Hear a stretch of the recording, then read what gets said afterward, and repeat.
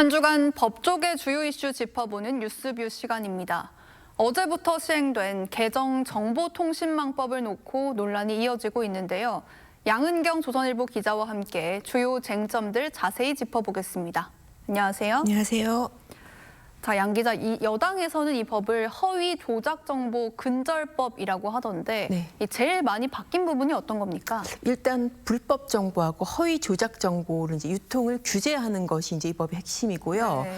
특이하게 불법 정보에 혐오, 차별, 선동 정보가 포함이 됩니다. 그러니까는 뭐 인종이라든지 국가, 성별 뭐 이런 것들을 이유로 어떤 혐오나 차별을 조장하는 그런 것들을 이제 불법 정보의 카테고리로 넣었고요. 네. 그리고 이제 허위 조작 정보 이런 데 대해서도 개념을 신설을 했습니다. 그러니까 일부가 허위더라도 허위 정보가 될 수 있습니다. 그리고 조작 정보 같은 경우에는 우리 지금 흔히 생각하는 뭐 AI를 조작한 부분이라든지 그런 부분이 포함이 되고 이런 정보에 대해서 이제 만약에 법원 판결로 확정이 됐는데도 이런 정보를 계속 유통을 하면은 최대 10억 원까지 과징금이 부과가 됩니다. 네. 그리고 이용자 입장에서 가장 먼저 체감되는 게 바로 신고 부분입니다. 그러니까 과거에는 어떤 그 정보 당국이나 이런 데서 나서서 규제를 했다면은 이 법에 의하면은 누구든지 SNS나 커뮤니티에서 이거 허위 조작 정보다라고 하면은 포털 사이트에 바로 신고를 할 수가 있습니다. 네.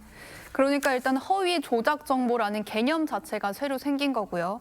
그리고 이거를 만약에 허위 조작 정보를 온라인에 글을 쓴다고 하면은 누군가가 신고를 해서 이게 활성화된다는 건데 뭐 신고를 한다고 해서 바로 법적 처벌로까지 이어지는 건 아니죠? 네, 그렇습니다. 신고를 한다고 해서 어떤 그 당국에 의한 처벌이 바로 이어지는 것은 아니고 이 법의 핵심은 그런 제재를 이 포털 사이트나 유튜브나 이런 사업자한테 맡겼다는 거예요. 네. 그러니까 정보통신 유통 사업자가 이런 신고를 받으면은 이 게시물을 차단을 하든지 아니면은 게시물을 올린 사람들한테 경고를 하든지 노출 제한하든지 이런 조치를 취할 수가 있습니다. 그렇기 때문에 누구나 신고를 할 수가 있고 또 신고를 받으면은 사업자는 어떤 조치를 취해야 되고 이렇게 돼서 지금 우리가 많이 이용하는 유튜브라든지 인스타, 뭐 X, 페북 이런 매체들 그러니까 하루 이용자 수가 평균 100만 명 이상인 그런 매체들이 이제 직접 뭐 게시 차단이라든지 중단 그런 조치를 취할 수가 있게 됩니다. 네, 논란이 되는 글을 쓰게 되면은 그 글이 지워질 수도 있다 이런 뜻이고요.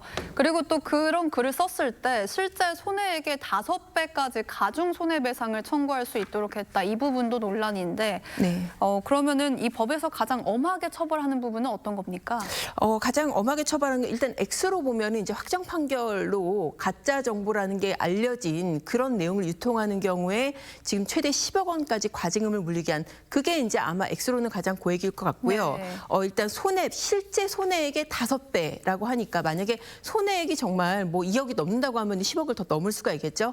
그게 이제 문제가 될 수 있는데 이 부분은 이제 모든 이용자한테 해당되는 건 아닙니다. 그러니까 일정 규모 이상의 구독자하고 조회수를 보유한 그런 이제 사용자가 대상이 돼서 네. 지금 법에 따르면은 이제 뭐 구독자 10만이라든지 이런 일정 기준을 넘는 그런 유튜버 이런 사람들을 대상으로 해서 이런 사람들이 만약에 허위라는 사실을 알면서도 고의로 정보를 유통을 하고 또 손해나 부당한 이익을 얻을 목적이 있어야 되고 실제 피해가 발생해야 되고 이것을 다 충족해야 되는 그런 제한이 있긴 하지만은 어쨌든 여기에 해당되면은 실제 피해액의 5배까지 그렇게 손해배상을 물 수가 있습니다. 네, 그러니까 완전한 이 온라인 개인 이용자보다는 이제 대형 유튜버, 파급력이 큰 이런 사람들에게 맞습니다. 손해배상을 청구하겠다 이런 부분이 있기는 한데 그런데 이제 야당에서 이 법을 입틀막법이다 이렇게 표현을 하던데 이 허위 조작 정보 신설된 개념이 좀 모호하다 이런 얘기를 하는 것 같아요. 맞습니다. 이렇게 되면 이제 기준은 어떻게 판단을 하게 되는 겁니까? 기준이라는 게 사실 이게 신설된 법령이고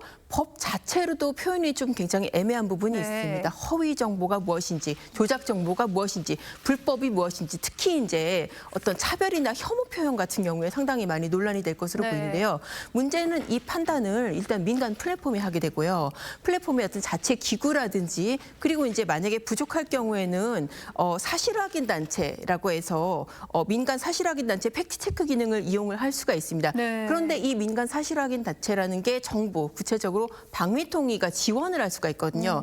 그럼 이렇게 보면은 직접적으로 정부가 이런 그 허위 여부를 판단하는 것은 아니지만은 정부의 지원을 받는 단체가 허위 조작 여부를 판단을 하게 되면은 이게 과연 이 정치적으로 공정한가 그 부분에 대한 논란이 불거질 수 있습니다. 물론 정부에서는 이게 표현의 자유를 아예 규제하는 게 아니고 가짜 정보로 인한 그러니까 가짜 뉴스로 수익을 창출하는 소위 사이버 레카가 규제 네. 대상으로도 하지만은 그리고 단순한 비판이나 패러디는 규제 대상이 아니라고 하지만은 일단 개념이 모호하기 때문에 사용자로서는 굉장히 좀 두려움을 가질 수가 있는 그런 대목입니다.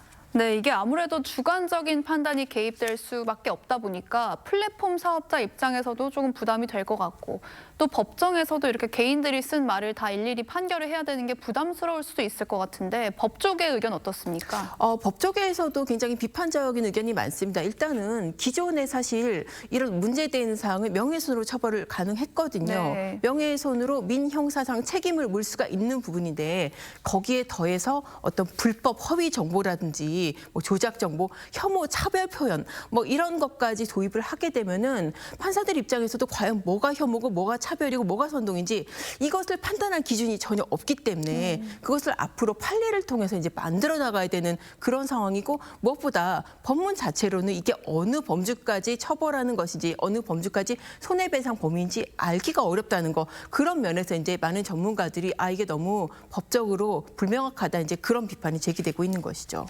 네, 온라인에 보니까 이제 신고당할 수도 있으니까 아예 처음부터 글을 쓰지 말자 이런 얘기도 있던데 이 신고가 악용될 가능성에 대해서는 어떻게 보세요? 신고가 악용될 가능성 아마 이제 그 부분이 이 법의 가장 큰 문제점이라고 네. 생각이 됩니다.